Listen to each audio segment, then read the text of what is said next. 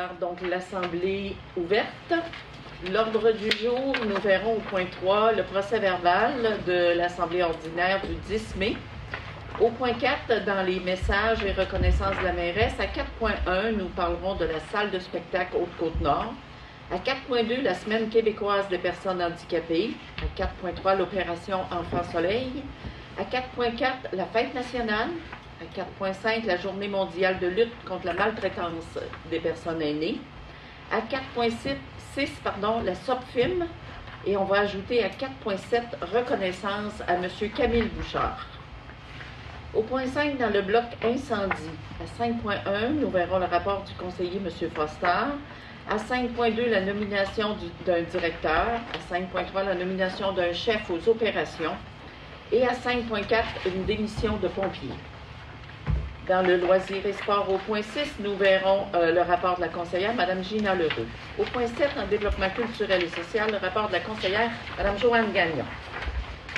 Au point 8, en aménagement et urbanisme, à 8.1, le rapport du conseiller, M. Mario Desbiens. Ce sera suivi du rapport de permis de rénovation et de construction. Et à 8.3, une autorisation pour Lafarge Canada Incorporé. Dans le développement touristique du point 9, nous verrons le rapport du conseiller M. Mario Desbiens, suivi à 9.2 de Tourisme Côte-Nord pour un protocole d'entente. À 9.3, le traitement des eaux usées au camping, une demande d'autorisation. À 9.4, dans le même sujet, attestation pour un ingénieur. Et à 9.5, l'accès aux plages de la baie verte. Dans le bloc administration, au point 10.1, approbation et paiement des comptes, suivi du rapport financier, autorisation de déplacement. À 10.4, le budget 2016 révisé de l'Office municipal d'habitation. À 10.5, l'embauche des étudiants pour l'été. À 10.6, soumission pour un bâtiment de service au parc Charles-Lapointe. À 10.7, la Croix-Rouge pour une entente de service aux sinistrés. À 10.8, une demande d'aide financière, agent de développement municipal. À 10.9, engagement d'un manœuvre au service des travaux publics. Suivi à 10.10 d'une nomination pour Villa Forestville. Et à 10.11, une demande d'appui dans la réforme du réseau de la santé et des services sociaux. Ce sera suivi d'une période de questions et de la levée de la séance. Je propose l'acceptation de l'ordre du jour. Monsieur Racine propose l'acceptation. Ça va? Oui. Donc, l'adoption du dernier procès-verbal, la séance ordinaire du 10 mai. Alors, je vous rappelle que le procès-verbal est toujours déposé le lundi, donc hier soir, au comité de travail du Conseil qui en prend connaissance, qui apporte les corrections si nécessaire, afin d'être dispensé d'en faire la lecture intégrale. Si ça vous convient toujours, acceptation du procès-verbal. Monsieur Bérubé, ça va pour tous? Oui. Le point 4, dans les messages et reconnaissances. Donc, à 4.1, on va commencer par parler de la salle de spectacle Haute-Côte-Nord. Pour dire, en fait, que les démarches se poursuivent, se sont même accélérées au cours des dernières semaines. Nous sommes maintenant rendus à la partie du financement de ce projet, donc de la subvention du ministère de la Culture. Donc, la discussion à l'heure actuelle, elle est avec une institution financière afin d'avoir un protocole de prêt et par le comité de spectacle. La commission scolaire a tenu aussi dernièrement plusieurs rencontres de ses enseignants ou de son comité d'établissement. Elle nous a informé qu'elle acceptait de retarder sa décision jusqu'à l'automne, parce qu'on sait que la commission scolaire avait quand même un plan B de rénovation de l'auditorium en agora. Mais c'est bien sûr qu'à ce moment-là, ça veut dire que la réflexion en termes de salle de spectacle Haute-Côte-Nord serait à toute fin pratique rendue caduque ou impossible. Alors, ils acceptent jusqu'à l'automne de retarder leur décision pour que le projet de salle de spectacle Haute-Côte-Nord puisse avancer au cours des 3 ou 4 prochains mois. Nous avons eu une demande d'accueillir ce soir sur ce sujet un groupe d'étudiants accompagnés de leur digne professeur, M. Bouchard, qui, semble-t-il, veulent s'adresser à nous sur ce sujet. Alors, on est tout à fait. Tout oui à vous entendre, mesdames, messieurs. Est-ce que je dois parler à un micro? Est-ce que vous entendez bien ces propos de cette place-là? D'accord. Bonsoir, messieurs, mesdames. Donc, je me présente, Julie Harvington. Je suis représentante des élèves du 2e cycle à la Polyvalente des Rivières, ici à Forestville. Donc, je vais être le porte-parole de tous les professeurs, les enseignants et des étudiants de la Polyvalente des Rivières. Madame la mairesse, membre du conseil de la ville de Forestville. Depuis la fin du mois de février, l'auditorium de la Polyvalente des Rivières a fermé ses portes. En 2013, on nous avait promis la rénovation de cet établissement durant l'année suivante. Pourtant, rien n'a changé depuis. Donc, voici ce qu'on a vécu cette année. Donc, les 5 spectacles d'art dramatique ont dû se faire dans une salle de classe exiguë, ce qui a réduit le nombre d'entrées à 60 spectateurs, contrairement à 250 spectateurs qu'on pouvait accueillir dans l'auditorium de la Polyvalente. La perte de revenus de ces chiffres est donc d'environ 4 500 $. Aussi, la salle de classe utilisée pour les répétitions était souvent non disponible. Les spectateurs n'ont pas du tout apprécié l'expérience. Il faisait chaud, l'espace réduit et les déplacements ont été difficiles.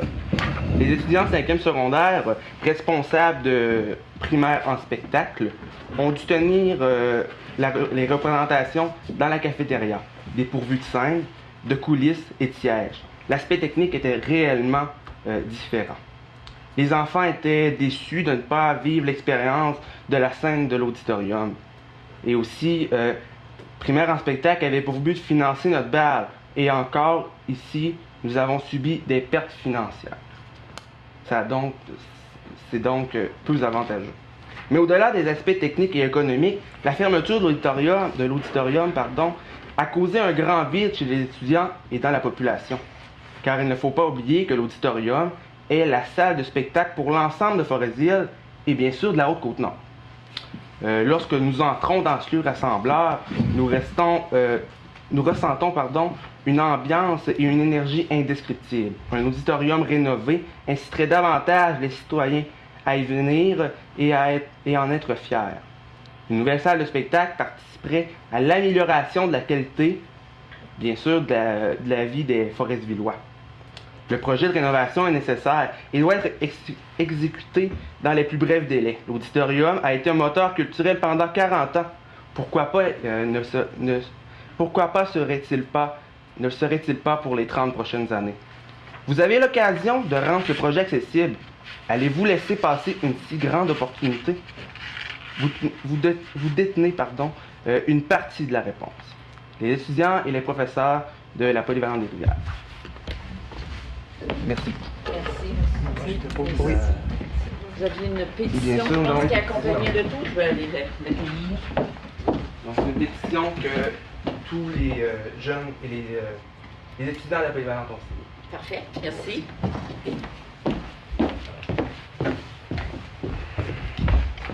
Alors, on accueille vos propos et votre pétition. Effectivement, je trouve ça intéressant que vous nous avez quand même mis des chiffres, en plus que nous étions quand même au fait des inconvénients qui avaient été vécus par les étudiants et par les enseignants et par les parents qui tentaient d'assister. On avait eu 20 effectivement de ça, mais là, vous nous avez en plus mis des chiffres en termes de pertes financières, c'est quand même important. Vous travaillez fort à faire des levées de fonds pour vos activités. Alors, si en plus vous avez des pertes, évidemment que je pense que le Conseil est sensible à ces éléments-là. Soyez assurés qu'au niveau du Conseil, nous voulons cette salle de spectacle Haute-Côte-Nord. Une réfection totale, pas un plan B, on veut le plan A. Et on va faire en sorte de le réaliser. Il y a déjà plusieurs années qu'on est à ce dossier-là. Puis je vous dirais, s'il y a 2 qualités qui ont été au rendez-vous, c'est notre persévérance et notre entêtement. Alors, on est à la ligne d'arrivée. On ne baissera pas les bras. Et je trouve ça fort intéressant que vous preniez la peine de venir vous prononcer. Vous l'utilisez de jour, mais aussi de soir et de fin de semaine. Et c'est l'ensemble de la population qui a aussi le droit d'avoir ce lieu-là à l'intérieur de la structure scolaire, mais dans la municipalité. Nous y croyons fermement et nous sommes à la ligne d'arrivée et nous allons travailler pour y arriver. Fait que je vous félicite de vos propos. Je vous en remercie.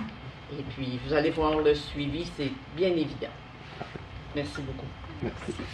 Alors, vous allez nous excuser, mais on est en quitter, semaine d'examen. On est en semaine d'examen, alors ces jeunes-là doivent étudier bien. étudier, mais les vieux profs doivent communiquer. Merci. Bonne soirée.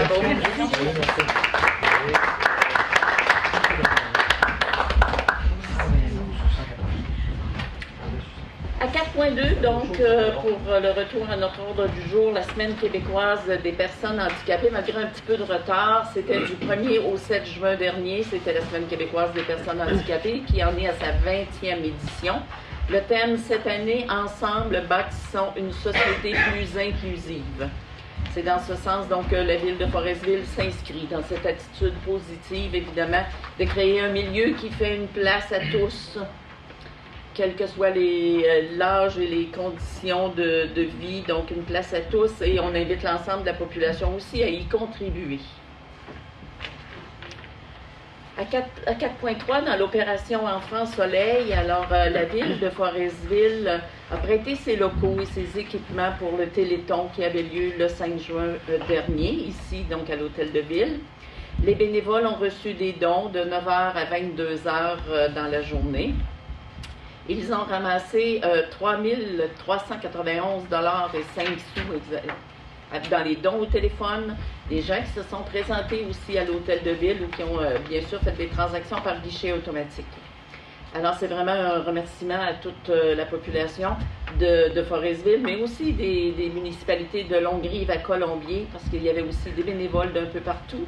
Et il faut souligner donc à titre de bénévole les dames Monique Bélanger, Diane Aymon, Gina Foster, Annie Gagnon, France Gosselin, Suzy Huard, Louisette Lagacé, Linda Tremblay. Et on sait aussi que l'école Saint-Luc, par le biais de son service de garde, avait participé donc à l'opération Enfants Soleil et a remis donc un chèque de 7 565 $. Alors c'est plus de 11 ou 12 000 $ qui a été remis à Opération Enfants Soleil. Donc bravo à la générosité des citoyens qui est toujours au rendez-vous d'ailleurs. Et merci aux bénévoles qui évidemment font ces activités. À 4.4, dans la fête nationale, pour rappeler ou informer la population que Forestville a été reconnue la ville de la région, le site régional pour accueillir les activités de la fête nationale, ce qui nous a amené donc une contribution financière de 20 000 $ supplémentaires. Donc ça permet à ce moment-là, avec l'investissement que la ville faisait déjà, donc à avoir un plus grand déploiement. Donc, on peut penser à ce moment-là à nos 2 spectacles, feux d'artifice professionnels qui auront lieu, donc un plus grand déploiement pour des activités le 23 et le 24 juin. Madame Gagnon, d'ailleurs, dans son mot de conseillère, tantôt, vous parlera de la programmation un petit peu plus précisément. On invite vraiment la population à venir y participer. C'est sous l'égide des familles, donc il y aura des activités pour tous les goûts, tous les âges. Le 23, davantage le feu de joie, les feux d'artifice à la baie verte. Le 24, à partir du déjeuner, la messe, un souper, du maquillage pour les enfants et les spectacles sur la glace, sans glace, bien sûr, à l'Arena. Donc, peut accueillir un grand nombre de personnes. Ce sera donc un rendez-vous de festivités. Et le retour à la parade dans les rues de Forestville. Alors, tout ce qui fait du bruit, là, sortez le tintamarre. C'est permis, cette journée-là. Alors, à 4.5 maintenant, Journée mondiale de lutte contre la maltraitance des personnes aînées. Alors, je porte ici le ruban qui fait que la journée du 15 juin, donc demain, est une journée mondiale de lutte à cet effet-là.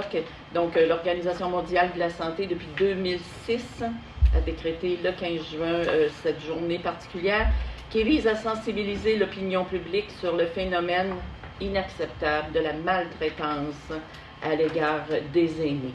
Et sous le concept de maltraitance, on parle bien sûr de mauvais traitement, mais on parle aussi d'isolement, de négligence, d'abus physiques, financiers, donc de dénoncer et de faire en sorte qu'il n'y ait plus de sensibilisation. Il y a quelques années, c'était un sujet qui était tabou, on en parlait peu, et avec le temps, bien, de le dénoncer, d'avoir des services aussi pour venir en aide aux aînés qui sont dans ces situations-là. Ça fait toute la différence. Alors, le 15 juin, vous allez voir probablement toutes sortes d'affichages à cet effet-là. C'est demain, donc cette journée mondiale.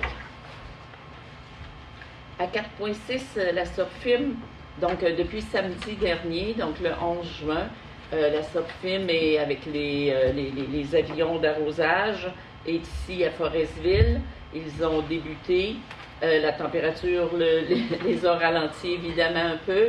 Ils en ont pour 2 à 3 semaines, dépendant bien sûr de ce que ça va nous donner comme température au cours des prochaines semaines. C'est l'arrosage, la pulvérisation aérienne de la tordeuse bourgeon d'épinette. Si la température est favorable, ils débutent très tôt le matin. Ça peut avoir certains inconvénients au niveau du bruit, puisqu'effectivement, ils passent au-dessus de la ville. Mon message est d'inviter bien sûr à la tolérance par rapport à ce bruit-là, même si c'est très tôt le matin. C'est des arrosages qui doivent se faire et ils utilisent notre aéroport et donc c'est des infrastructures et ça nous aide à les rentabiliser, à les utiliser. À 4.7, la reconnaissance à M. Camille Bouchard. Alors, M. Camille Bouchard qui est bien connu, d'ailleurs notre bibliothèque municipale porte son nom. Alors, Camille est un auteur de livres jeunesse, originaire de Forestville, et il sera présent à la bibliothèque de l'Université Laval de septembre à décembre prochain, où il va animer des activités d'écriture, autant avec des élèves du primaire et du secondaire qui seront invités à la bibliothèque, mais aussi avec les étudiants des sciences de l'éducation de l'Université Laval. Alors, le conseil municipal, au nom de toute la population de Forestville, veut le féliciter de ce succès et de sa représentation qu'il peut faire de notre communauté dont il est originaire. Dans le bloc incendie, maintenant, au point 5.1, le rapport du conseiller, M. Foster. M. Foster, la parole est à vous. Merci, Mme la maire. Bonsoir tout le monde. On m'a demandé de vous mettre en garde là, sur un nouveau, c'est pas un nouveau, là, mais c'est on appelle ça l'alarme incendie non fondée. Je vais vous lire ce qu'il y en est, puis je vais vous l'expliquer par après. Une alarme incendie non fondée est un signal indiquant le déclenchement d'un système d'alarme incendie relié à un centre de télésurveillance et qui a causé le déplacement inutile des pompiers.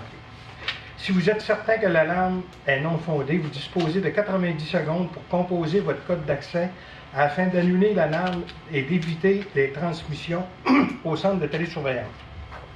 Pour plus d'informations, consultez le dépliant réalisé par le ministère de la Sécurité publique. C'est ce dépliant-là. Le dépliant est ici à l'hôtel de ville. Si jamais vous en avez besoin, vous venez à l'hôtel de ville, vous venez vous chercher. Ça, ce que ça explique dans ça, c'est un peu ce que je viens de vous lire, là, parce que quand vous voyez, quand Daniel donne le rapport des incendies, qu'on voit fausse alarme, là, ben c'est pour éviter ça. Parce que bien souvent de fois, les pompiers sur une fausse alarme, eux autres, ils ne peuvent pas dire « je ne vais pas là parce que c'est peut-être une fausse alarme ». Ils n'ont pas le choix, il faut qu'ils y aillent. Fait que ça fait sortir les effectifs, c'est des dépenses de plus. Fait que ceux qui sont reliés par une centrale, ben vous avez 90 secondes pour vous assurer que c'est vraiment une fausse alarme, pour rappeler votre centre de surveillance, pour leur dire de ne pas appeler les pompiers pour rien. Ensuite de ça, je voudrais signaler une très bonne initiative du service d'incendie de la ville de Forestville qui s'intitule comme suit « Guide après sinistre ». Ça, la brigade des incendies de Forestville a monté ce cahier de charge-là pour que, quand il arrive un sinistre chez une personne, pour pas qu'elle soit dépourvue. On explique toutes les marches à suivre dans le guide. Comme en 1, c'est votre service de sécurité incendie, on vous explique, on vous donne les numéros de téléphone, on vous explique ce qu'il y en est. Ensuite de ça, au paragraphe 2, c'est pendant l'incendie, on vous dit c'est quoi que vous devez faire pendant l'incendie. Après ça, une fois l'incendie éteint, c'est quoi que vous devez faire, soit comme propriétaire ou comme locataire. Action à poser immédiatement après un incendie. On vous donne aussi une page, les renseignements importants. On vous donne les compagnies d'assurance, l'expert en sinistre, la liste des photos et des copies de vos biens. Ensuite de ça, vous avez les actions à poser dans les 24 heures qui suivent l'incendie. Actions à poser dans les jours qui suivent l'incendie parce que vous avez toutes sortes de choses à faire. Quand on n'est pas accompagné, là, puis qu'on court partout, puis avec ça, ben, en tout cas, on ne devrait pas dire ça de même, là, mais on ne souhaite pas que personne, ça nous arrive, là. Mais quand ça arrive, ben, les personnes ne seront plus mal pris puis ils vont être guidés par le service d'incendie.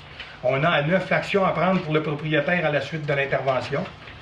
Et en 10, la liste des téléphones en cas de sinistre. On appelle la Croix-Rouge, le ministère de l'Emploi et de la Solidarité, les compagnies d'assurance.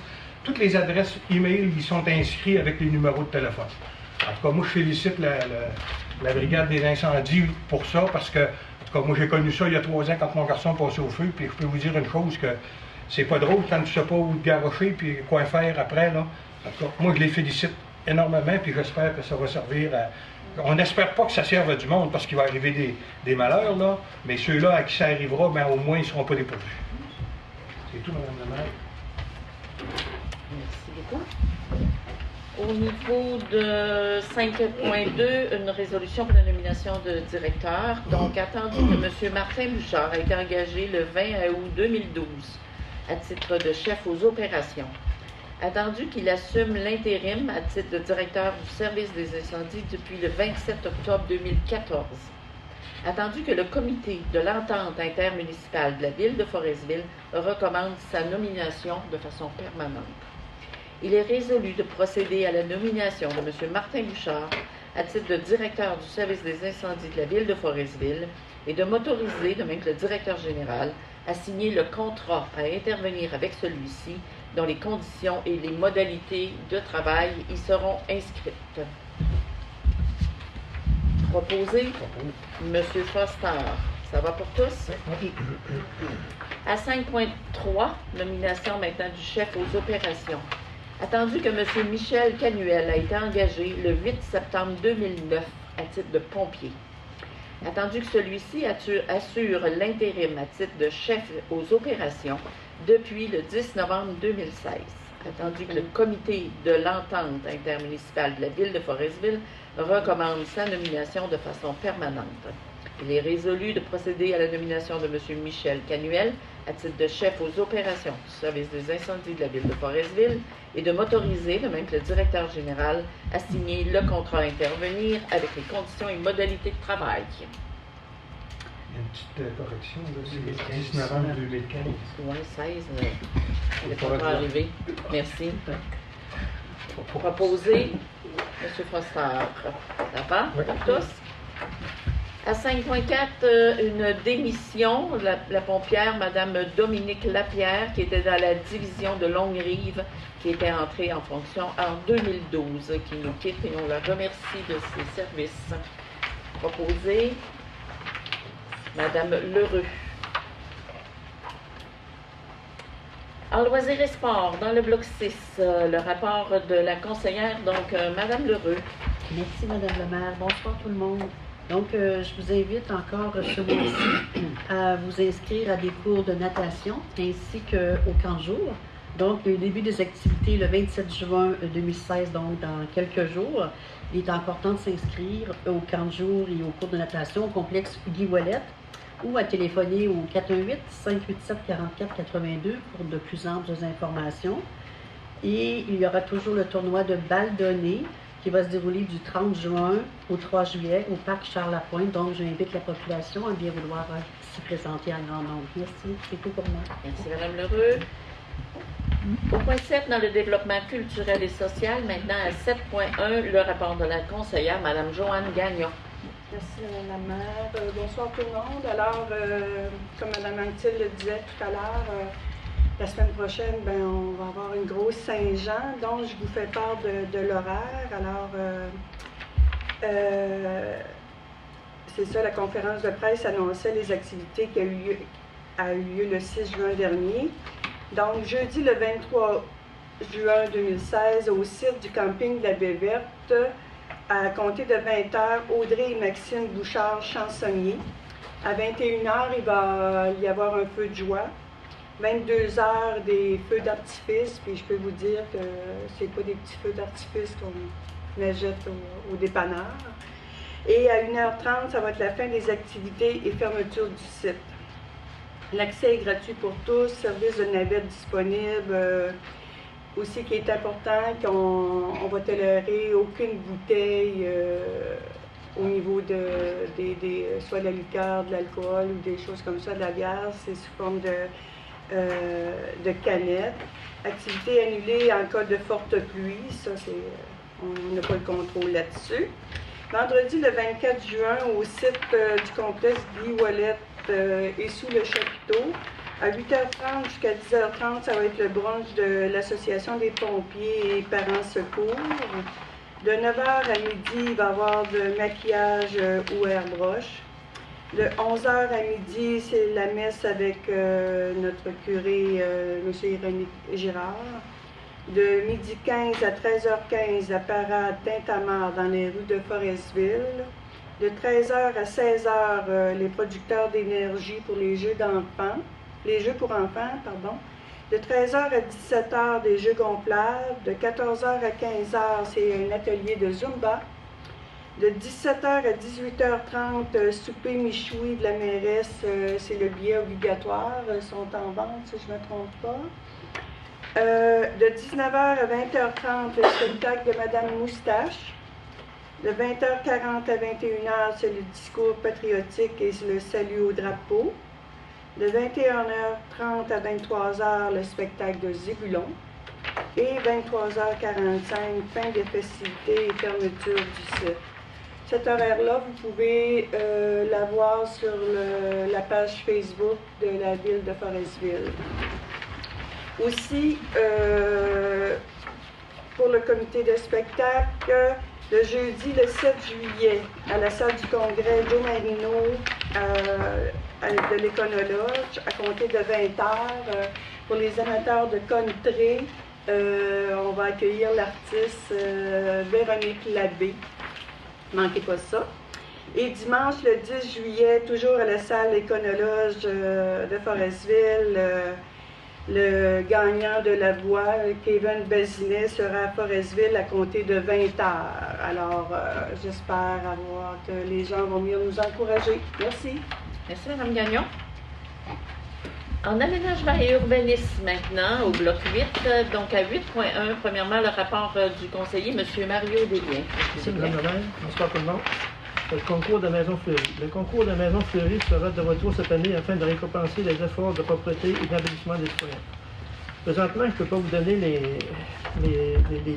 les catégories s'il va y avoir des changements. À partir de la semaine prochaine, les détails du concours seront inscrits sur le site Facebook au courant de la semaine prochaine. Donc, j'invite tout le monde à faire un effort pour embellir le propriétaire. Merci. Merci, M. Desbiens. À 8.2, le rapport des permis de rénovation et de construction qui nous est déposé donc par M. Brochu. Merci, Mme Anctil. Bonsoir tout le monde. Donc, aucune demande de nouvelle construction sur notre territoire a été faite en 2016. Par contre, au niveau des rénovations, améliorations, 11 permis au niveau des résidences simples et maisons mobiles pour une valeur de 364 200. L'an passé, on était à 43 en même période pour une valeur de 304 000. Résidences multiples, une demande de permis pour 1 000 $. L'an passé, 3 en comparaison pour 72 550 $. 2 permis pour des chalets en réno pour 21 500, aucun l'an passé. Commerce, 2 permis pour 605 000. L'an passé, un seul permis, mais pour 20 000 $. Et au niveau des industries, au niveau de l'institution gouvernementale, 3 permis pour 1 603 000. L'an passé, 2 pour 43 000 $. Donc, on a un total de rénovation en valeur ajoutée à notre rôle. Ce serait d'environ de 2 594 700 $. L'an passé, nous avions 49 permis, mais par contre, un montant inférieur de 439 550. une grande différence cette année au niveau des rénovations et améliorations aux propriétés. Merci pour ce dépôt. À 8.3, autorisation pour la Farge Canada. C'est une résolution. Attendu que la Ville de Forestville a reçu une demande d'agrandissement d'une sablière sur le lot portant le numéro 3 499 048. Attendu qu'une résolution a été adoptée le 8 décembre 2015 visant uniquement ce même lot et que la demande vise également deux autres lots, donc le 3 499 049 et le 4 735 084 du cadastre du Québec. Attendu que le projet d'agrandissement est conforme au règlement de zonage en vigueur pour les trois lots. Il est résolu donc de recommander à la Commission de protection du territoire agricole du Québec d'accepter l'agrandissement demandé. Je propose. C'est tout simplement une correction au niveau des trois lots versus notre première résolution qui ne concernait qu'un seul lot. Donc, proposé par M. Racine. Adopté par tous? Oui. Oui. À 9, maintenant, dans le développement touristique, à 9.1, le rapport du conseiller, M. Mario Desbiens, à nouveau. Développement touristique. Le nouveau guide de séjour sera distribué à toutes les résidences de Forestville dans le journal Haute-Côte-Nord le mercredi 22 juin prochain. De nouvelles cartes touristiques vont aussi être distribuées dans les commerces de la région. Aussi, il y a la journée des petits entrepreneurs. La journée sera le 18 juin prochain de 10h à 15h. Cette année, nous rassemblerons tous les jeunes au parc Centre-Ville par beau temps, sinon, en cas de pluie, au complexe Guy Ouellet. L'association des pompiers sera sur place pour offrir hot dog et épis de maïs au jus gratuitement à la population et aux jeunes entrepreneurs. Toute la population est invitée à encourager nos jeunes. Merci. Merci, M. Desbiens. À 9.2, protocole d'entente Tourisme Côte-Nord. Attendu que Tourisme Côte-Nord Manicouagan est responsable d'assurer la qualité des services d'accueil et d'information touristique sur l'ensemble du territoire de la Côte-Nord. Attendu que la Ville de Forestville travaille au développement, à la production et à l'accueil touristique dans son secteur. Attendu que les deux parties considèrent la structure du réseau d'accueil Côte-Nord comme essentielle et incontournable pour le développement et la promotion de l'accueil touristique de la région. Il est donc résolu de m'autoriser à signer le protocole d'entente pour la saison 2016 avec Tourisme Côte-Nord Manicouagan pour le bureau d'accueil touristique de Forestville. Par proposition, M. Desbiens, ça va pour tous? Oui. À 9.3 et 9.4, donc dans le traitement des eaux usées du camping. Le 9.3, c'est une demande d'autorisation. Il est résolu de mandater, dans le cadre du projet de traitement des eaux usées du camping de la Bébête, M. Donald Tremblay, ingénieur de la firme Genen Incorporée, pour faire les demandes d'autorisation nécessaires et présenter tout engagement en lien avec cette demande auprès du ministère du Développement durable, Environnement et lutte contre les changements climatiques, et ce, conformément à l'article 32 de la loi sur la qualité de l'environnement. Par proposition, M. Bérubé, ça va pour tous? Oui. Sur le même sujet, il est résolu de confirmer au ministère du Développement durable, Environnement et lutte contre les changements climatiques que la Ville s'engage, dans le cadre du projet de traitement des eaux usées du camping La Baie-Verte, à fournir une attestation signée par un ingénieur au plus tard 60 jours après la fin des travaux. Proposé, M. Foster, ça va pour tous? À 9.5, l'accès aux plages de la Baie-Verte. Attendu que la Ville de Forestville désire aménager un sentier permettant l'accès au public sur les plages de la Baie-Verte.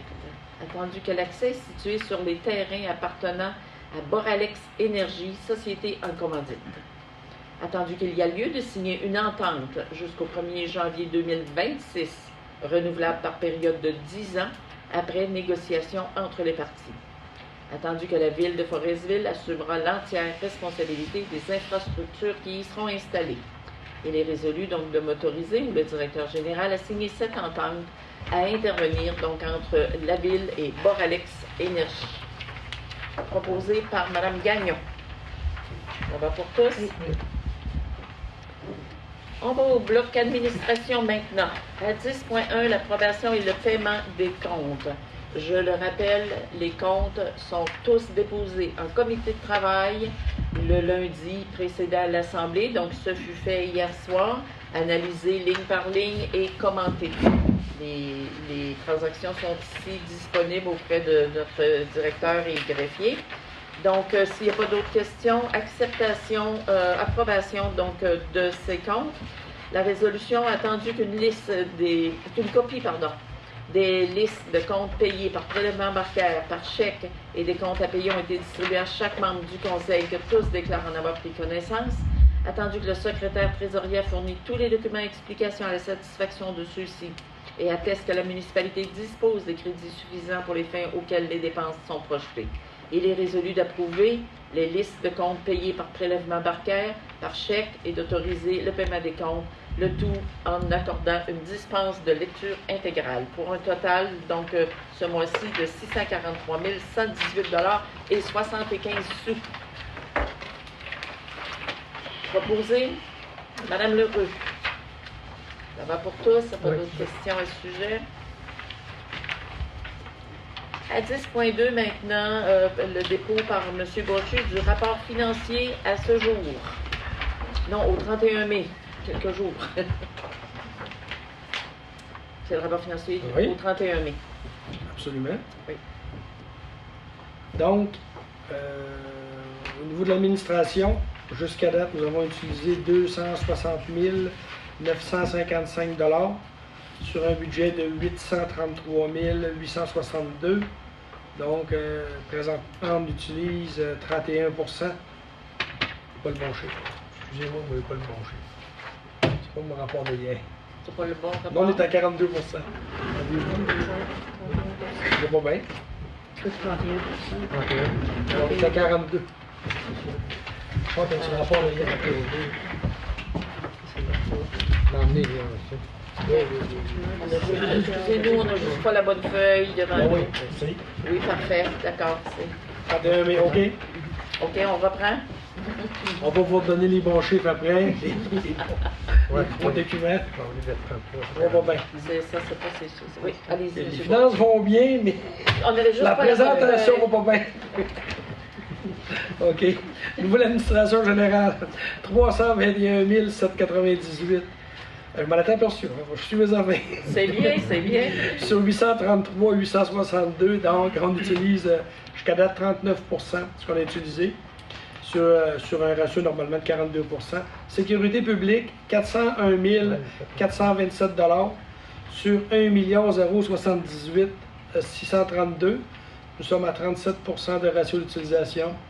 Transport routier, 359 129 sur 1 078 827, soit 33 %.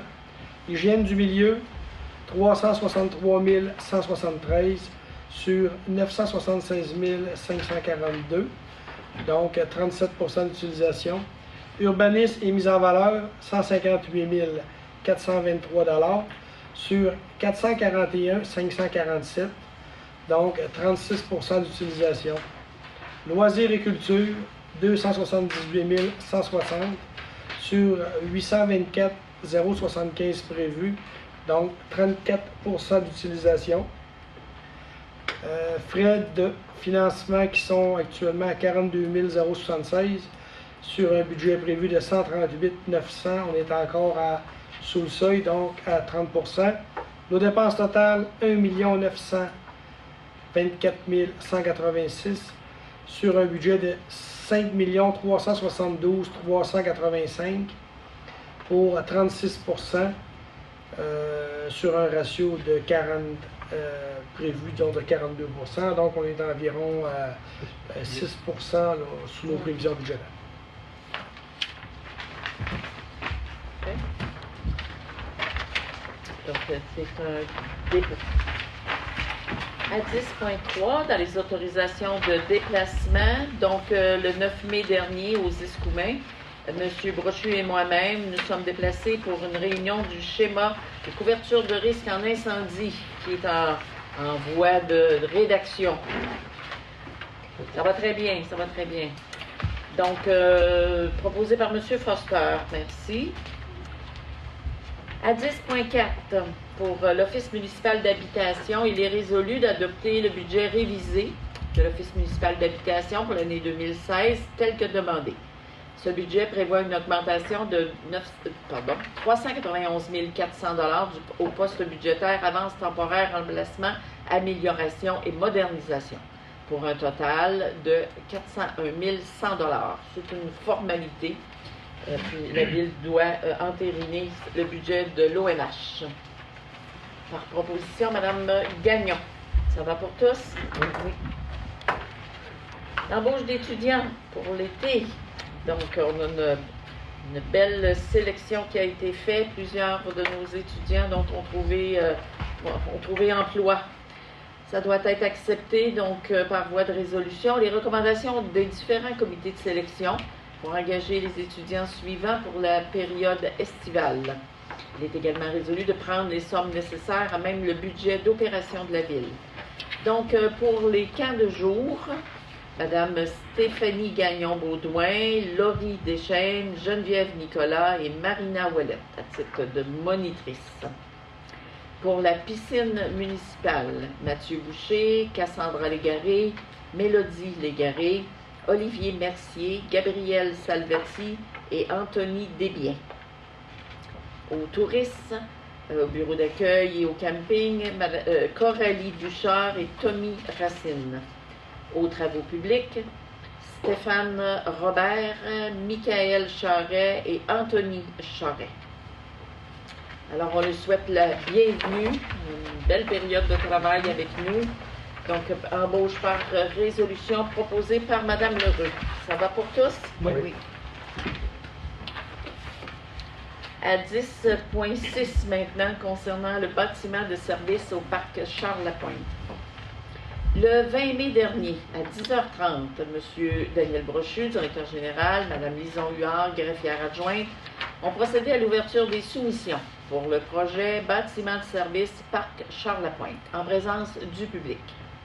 Nous avons reçu 3 soumissions. Les industries Santerre limitées, pour un total de la soumission avant taxe, 145 460 $.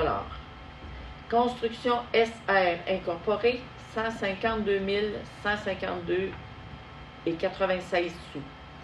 Et Construction Gérard Meuret Incorporée pour 203 232 $. Il est résolu de refuser toutes les soumissions reçues puisque le budget alloué était plus ou moins de 50 000 $. Il est également résolu de retourner en soumission en modifiant les dimensions de la bâtisse, son revêtement extérieur et sa fondation afin de réduire les coûts et de rendre ce projet plus raisonnable et accessible dans la capacité de payer des citoyens. Donc, proposé, M. Bérubé. Ça va pour tous? Oui. À 10.7, Croix-Rouge. Attendu que les municipalités doivent prendre des mesures pour s'assurer de la protection des personnes et des biens en cas de sinistre, conformément à plusieurs textes législatifs, notamment la loi sur la sécurité civile, la loi Cités et Villes et le Code municipal. Attendu que la Croix-Rouge est un organisme humanitaire sans but lucratif, possédant des ressources et de l'expertise susceptibles d'aider et de supporter à titre d'auxiliaire des pouvoirs publics, les villes, municipalités, lors d'un sinistre mineur ou majeur, et ce, selon la disponibilité des ressources humaines, de ces ressources humaines et matérielles. Attendu la volonté de la ville de Forestville et de la Croix-Rouge de convenir d'une entente écrite. Il est résolu donc de renouveler l'entente de service aux sinistrés, de verser à titre de contribution la somme de 16 sous per capita pour la durée de l'entente, soit de 2016 à 2019. Que cette entente fasse partie intégrante de la résolution et que je sois autorisée, de même que la greffière adjointe, à signer l'entente à intervenir.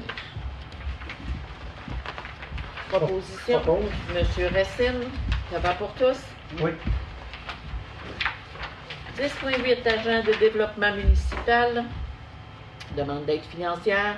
Il est résolu d'autoriser M. Brochu, directeur général, à demander une aide financière afin de procéder à l'embauche d'un agent de développement municipal auprès de la MRC Haute-Côte-Nord dans le cadre de la politique de soutien aux projets structurants du Fonds de développement des territoires. Il est également résolu de l'autoriser à signer les documents nécessaires à cette demande et de confirmer que la Ville s'engage à verser la mise de fonds nécessaire selon la politique en vigueur. Proposition, Mme Gagnon. Ça va pour tous? Oui. 10.9, services et travaux publics. Donc, il y a eu embauche de manœuvre et par voie de résolution, donc d'accepter les recommandations du comité de sélection, d'engager M. Donald Fournier à titre de manœuvre au service des travaux publics. Donc, la date d'entrée en fonction a été ce lundi 13 juin dernier et les conditions donc sont dans la convention collective en vigueur. Donc, proposition, M. Desbiens. Ça va pour tous? Oui. Villa-Forestville, donc le conseil d'administration Villa-Forestville a bénéficié de la présence de Mme Joanne Gagnon au cours des 2 dernières années à titre de représentante de la Ville. Et il est résolu de renouveler son mandat, toujours à titre de représentante de la Ville au sein du conseil d'administration pour un mandat de 2 ans. Proposition, Mme Lheureux. Merci beaucoup, Mme Gagnon, de cette participation. À 10.11, la réforme du réseau de la santé et des services sociaux qui nous demande un appui. Attendu que l'Alliance du personnel professionnel et technique de la santé et des services sociaux, donc la PTS, a récemment saisi le conseil municipal des enjeux reliés aux récentes décisions prises par le gouvernement du Québec, notamment en matière de finances publiques et de santé et services sociaux. Attendu que ces mêmes décisions ont engendré à ce jour des compressions à la hauteur de 12 millions pour le 6 de la Côte-Nord et qu'une coupure de 9 millions est envisagée pour cette année. Attendu que le projet OptiLab, qui vise la centralisation des laboratoires médicaux des hôpitaux de la Côte-Nord et du Grand Nord vers Chicoutimi. Attendu que la perte de la proximité des services à la population ainsi que leur éloignement suite à la réforme du réseau de la santé et des services sociaux en cours. Attendu que ces réorganisations touchent aussi les professionnels, techniciens œuvrant dans la région, notamment, mais non limitativement, de la façon suivante. Épuisement professionnel, diminution de la qualité de vie au travail, exode des travailleurs et travailleuses vers les grands centres urbains. Attendu qu'en vertu de ce qui précède, les conséquences économiques dans la région de la Haute-Côte-Nord, et plus précisément sur la ville de Forestville et sa région, seront importantes. Attendu que la ville est préoccupée quant à son avenir en regard de ses différentes politiques gouvernementales et entend protéger les services publics et la qualité de vie de ses citoyens et citoyennes.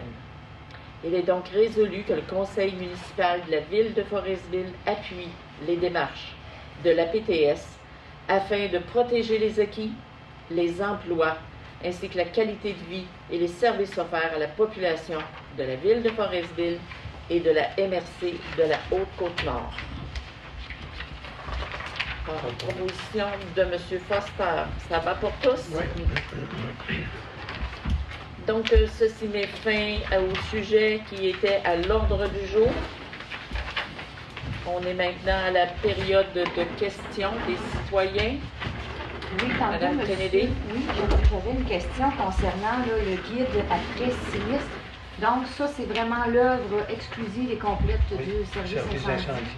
OK. J'imagine que les responsables trouvaient qu'il y avait une espèce de blanc à ce niveau-là pour...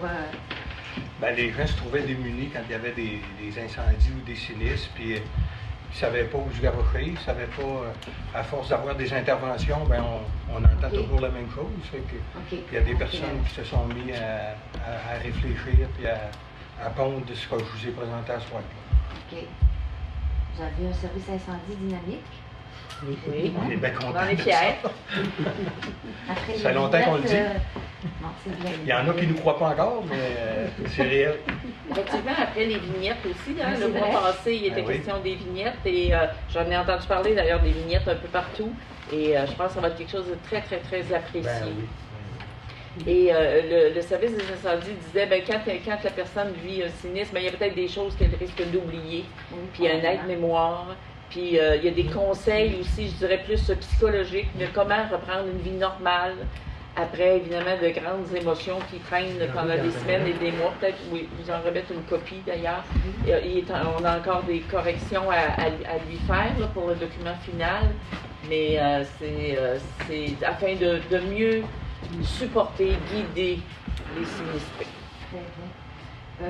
Au niveau de la salle de spectacle, Mme Arthur, vous avez parlé brièvement vous avez fait un bond quand même appréciable au niveau de l'avancement de ce dossier-là. Oui. Donc, ça en est rendu vraiment au financement? Oui, on est rendu au financement. Effectivement, on a un bond appréciable avec le ministère de la Culture.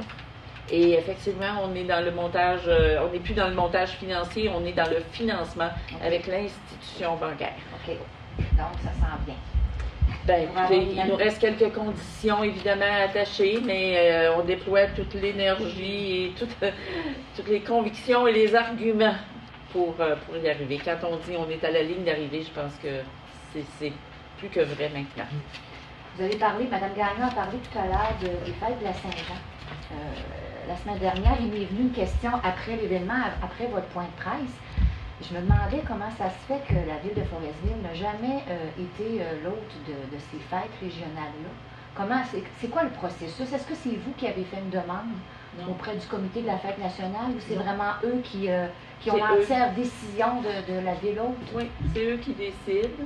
Okay. Et puis, je pense que dans les dernières années, en tout cas, ça avait transité partout, sauf à Forestville. Alors, je pense que là, on leur a démontré qu'on pouvait avoir le dynamisme pour organiser une fête sur 2 jours avec une programmation assez exceptionnelle. Et voilà, c'est nous qui avons été ciblés pour...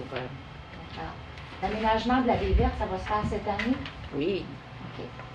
J'espère. Écoutez, il y avait Boralex qui a retardé un peu parce que, effectivement, on comprend, là, il faut quand même avoir un protocole d'entente en bonne et due forme. Il demeure propriétaire. Et là, nous, on demande un accès. Puis on va y mettre des infrastructures. Alors, vous comprenez qu'il y a des questions de responsabilité. Alors, ça l'a tardé un peu plus qu'on avait planifié. Mais on vient d'entériner, on va avoir l'entente avec Boralex. Donc, à partir de là, en tout cas, on se met en mouvement. Quand vous parlez d'infrastructure, c'est un escalier, c'est un pavé, oui. C'est ça, c'est l'accès, effectivement, de piétonniers qu'il faut rendre sécuritaire. Il n'y a rien qui nous empêcherait avec les années par la suite, parce que c'est un protocole à long terme, de voir selon l'utilisation, les besoins. Donc, il pourrait y avoir d'autres infrastructures qui s'y greffent. Mais pour le moment, c'est de donner l'accès. C'est assez exceptionnel. Les plages, on peut d'ailleurs aller jusqu'à Port-Neuf. Et les gens l'utilisent beaucoup. Les gens y vont, marchent sur le bord de l'eau.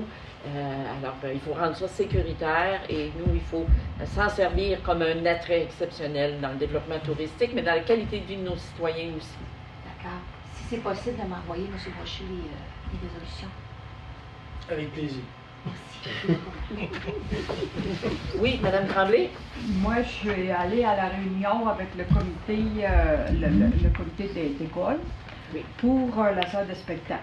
C'est un projet qui est en plusieurs dimensions. Il y a la ville qui a il y a ses devoirs à faire, puis il y a le comité de spectacle. Mais dans un des devoirs de la ville, c'était de cautionner que le comité de spectacle serait présent pendant 30 années. Et à partir de ce moment-là, le ministère, lui, il va donner des subventions au comité de spectacle. Oui. S'il demande aussi au comité de spectacle de produire un plan triennal là, pour être capable là, de dire, bon, ben là, on s'en va là.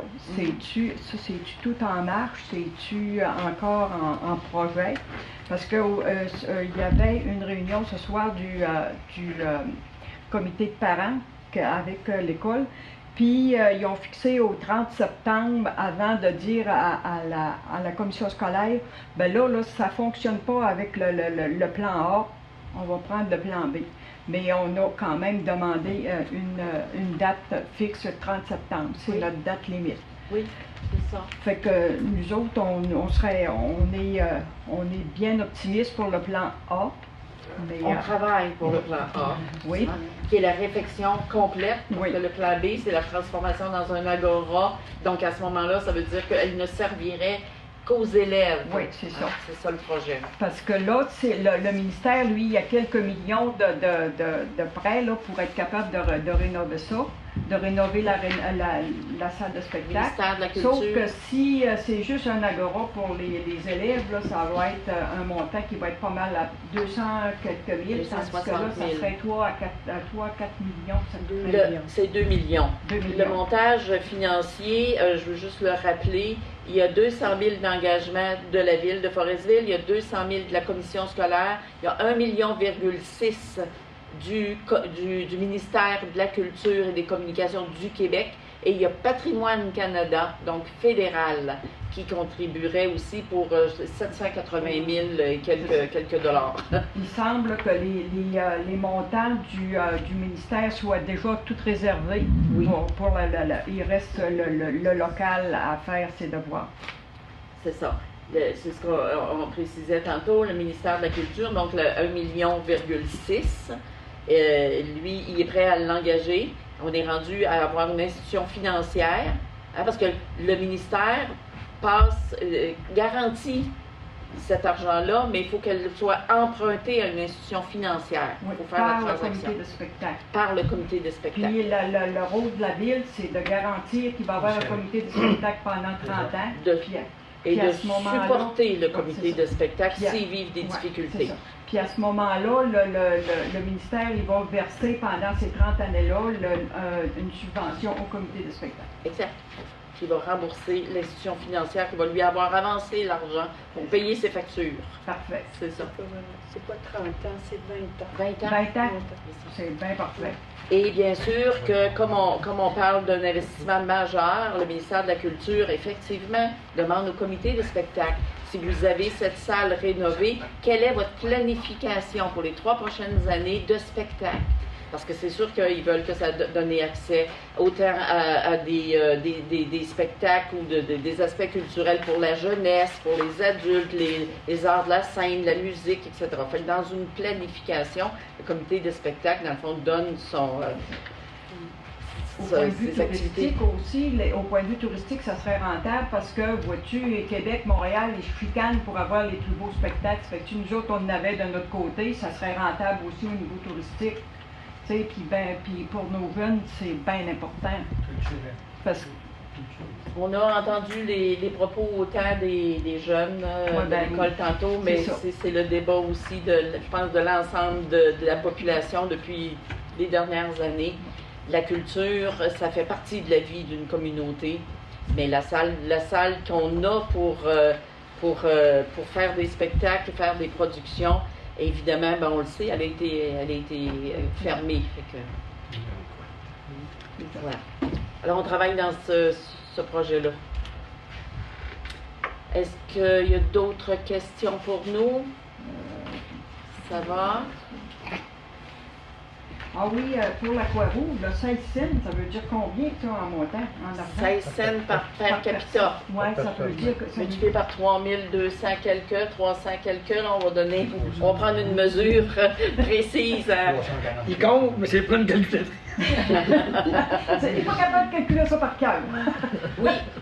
Oui. On va vous répondre, Mme Tremblay. Oui, mais je vais en faire des erreurs. quelque chose, là,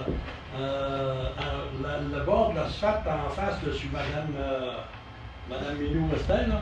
Oui, il y a un bon trou là, dans le bord de l'asphalte, si ce serait possible de vérifier ça. Les 4 trous, nous... Ben, là, c'est rendu pas mal dans Roulier. OK. Ouais. OK. C'est bon, On dit c'est les 528. Ouais, pour Mme Guétan, 528. 528 $ pour vous. Monsieur Tremblay demande qu'on aille voir rue Véro. Donc, s'il n'y a pas d'autres questions de la part du public, ce serait la levée de la séance proposée par Mme Lheureux. Donc, merci beaucoup. Des gens qui viennent toujours nous voir en salle. toujours un plaisir de partager avec vous. Les gens à la maison, ben, au moins, il y a beaucoup d'informations qui est transmise par les médias qui sont avec nous aussi. Merci beaucoup. Alors, bonne fin de journée. Bonnes vacances, M. Campbell.